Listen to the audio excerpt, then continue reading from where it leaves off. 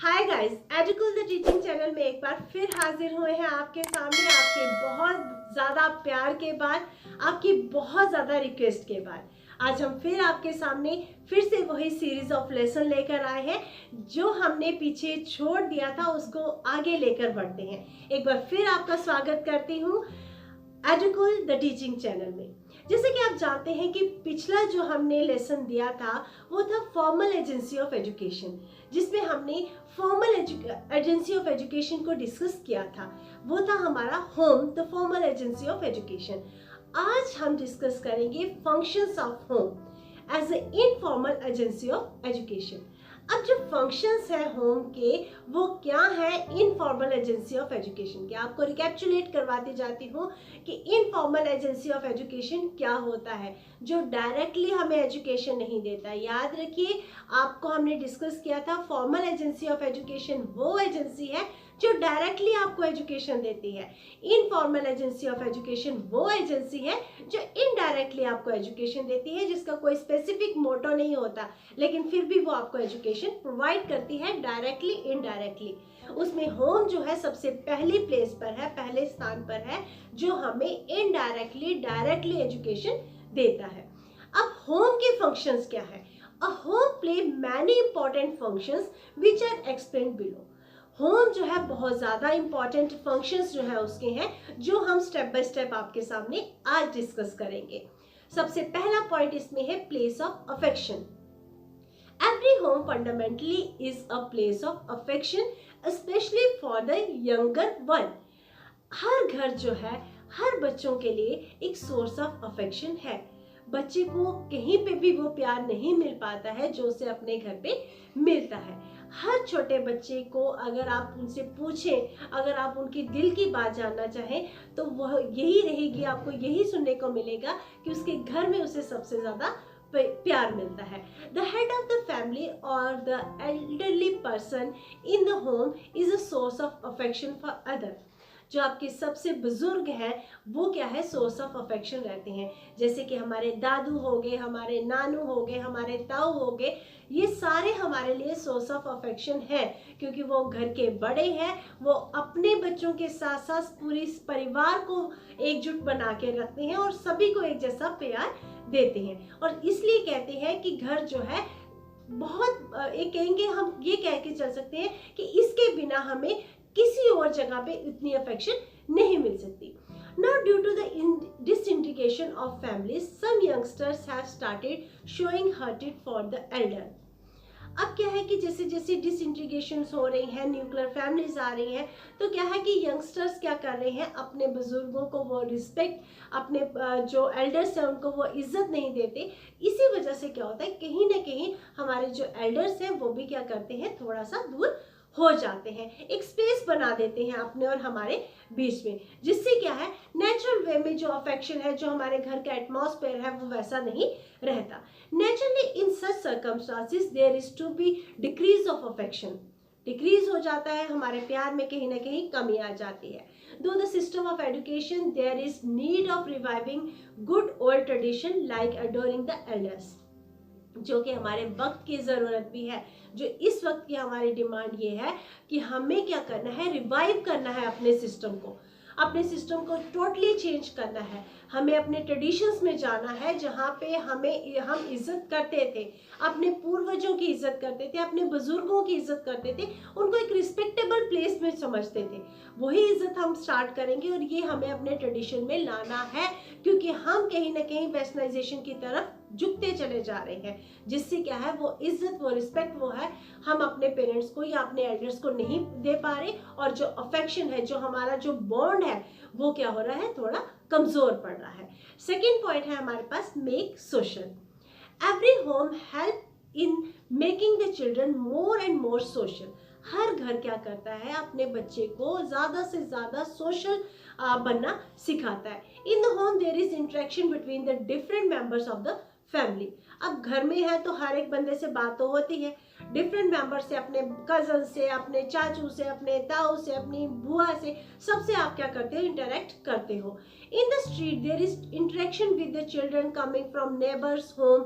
It develops the quality of mixing with other. और इसी के साथ ही जैसे हम अपने पड़ोस में जाते हैं, ये याद रखिए कि आपके रिलेटिव्स नहीं पहुंचेंगे, सबसे पहले आपके नेबर्स पहुंच जाएंगे। इसलिए सबसे पहला जो हमारा बॉन्ड है वो किसके साथ बनता है? अपने नेबर्स के साथ, क्योंकि नेबर्स जो है वो आपके दुख में, आपके सुख में सबसे पहले आपके पास पहुंचते हैं। तो वहां पे भी क्या है, हमें एक इंटरेक्शन बना के रखनी है, एक ऐसा बॉन्ड बना के रखना है कि हम एकजुटता के साथ रहें। और ये हमें अपनी फैमिली से ही सीखने को मिलता है कि किस तरीके से हमें क्या करना है, उनके साथ एक रिलेशन डेवलप करना है। उससे अगला पॉइंट जो है, make morally sound. The home teaches the child many thing of morality. अब क्या है, मॉरल वैल्यूज के बारे में होम हमें बहुत ज्यादा चीजें सिखाता है, बहुत ज्यादा चीजें हमें सीखने को मिलती हैं। The child is able to understand the importance of truth, honesty etcetera. घर से ही, उसी घर से बच्चा क्या सीखता है? सच्चाई सीखता है, ईमानदारी सीखता है। All this he is able to learn from the parents or grandparents. Besides, the company of good children also help in this regard. हाँ, अपने ग्रैंड पेरेंट्स से, अपने पेरेंट्स से, अपने कजन से, अपने फ्रेंड सर्कल जो उसका नेबरहुड है वहाँ से वो वैल्यूज सीखता है। जब आप घर में रहोगे, जब आप अपनी सोसाइटी में रहोगे, जैसे आपके बड़े कर रहे हैं आप ऑटोमेटिकली वैसे डेवलप करना शुरू कर दोगे। अब क्या है, moral training is the basic function of the family. और ये जो मॉरल ट्रेनिंग है, मैं बार बार आपको पिछले भी बहुत सारे लेक्चर्स में मैंने ये बात की कि मॉरल एजुकेशन जो है सबसे पहला काम किसका है? हमारे पेरेंट्स का है। हम अपने बच्चों को कैसी मॉरल वैल्यूज देंगे, वैसी मॉरल वैल्यूज हमें रिफ्लेक्शन में मिलेंगी। जो आप सिखाओगे, ये कहा जाता है ना, जैसा बीजोगे वैसा ही पाओगे, वैसा ही काटोगे। जो आप बच्चे को दे रहे हो, जो आप सिखा रहे हो, ऑटोमेटिकली वो आपको आगे फ्यूचर में मिलेगा। इसलिए हमें अपने बच्चे को मॉरली क्या करना है? स्ट्रॉन्ग बनाना है। Impart education. The home educates the child directly और इनडायरेक्टली। होम क्या करता है? डायरेक्टली और इनडायरेक्टली एजुकेशन देता है।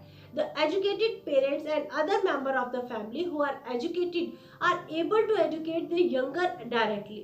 जो हमारे एजुकेटेड मेंबर्स हैं, जरूरी नहीं है एजुकेटेड, जो अनएजुकेटेड है वो भी हमें कई तरह की चीजें हमें सिखाते हैं, डायरेक्टली और इनडायरेक्टली दोनों वे से। But in the case of uneducated parents, the home help indirectly in educating them. अब कुछ इनडायरेक्टली हम क्या करते हैं, जैसे हमारे पेरेंट्स या हमारे जो ग्रैंडफादर थे वो एजुकेटेड नहीं थे, तो हम क्या करेंगे, अगर उस फैमिली में आप रह रहे हो तो हम उनको एजुकेट करेंगे।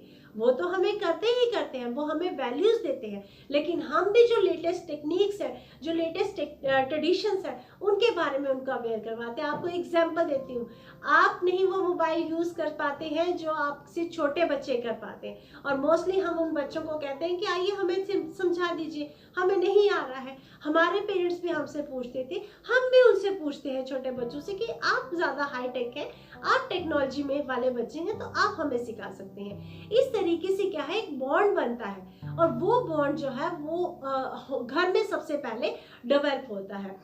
यही चीज हम बता रहे हैं, here education means all round development of the child. अब ये सारी चीजें जो है, सोशली भी हो गया, फिजिकली भी हो गया, मॉरली भी हो गया, सभी all round development of the child जो है बच्चे की होती है। कहाँ पे होती है? घर पे होती है। अगला पॉइंट जो है वो है satisfies economic needs. The home satisfies the economic need of the child. घर क्या करता है? जो बच्चे की इकोनॉमिक नीड है उसको सेटिस्फाई करता है। अब इकोनॉमिक नीड है, जो भी हमें अमाउंट चाहिए होता है वो हमें अपने पेरेंट्स से, अपने एल्डर्स से मिलता है। Money is needed by the child for various activity. It is also needed for giving him right type of diet. जो मनी है वो हर एक एक्टिविटी के लिए हमें पैसा तो चाहिए। सिंपल टर्म्स में बोले कि अगर आप कुछ भी लेने जाओगे, अगर आपको कुछ भी परचेज करना है तो आपको पैसे चाहिए, और वो हमारी जो रिक्वायरमेंट है वो हमारी फैमिली ही पूरी करती है। राइट टाइप ऑफ डाइट के लिए भी हमें क्या है, अपनी फैमिली पे ही डिपेंडेंट रहना है। All these facilities are provided by the parents। और ये सारी फैसिलिटीज आपको कौन प्रोवाइड करवाता है? आपके पेरेंट्स करवाते हैं। A good home makes the child learn the real value of money। लेकिन बच्चे को उस पैसे की कीमत समझाना ये भी पेरेंट्स का काम है। अननेसेसरली पैसे देना गलत है, मैं एक बार सबसे इसी मीडियम से मैं आपको सबको एक अपील करूंगी कि बच्चों को उतनी ही लिमिट तक पैसे दीजिए जितनी उसकी रिक्वायरमेंट है।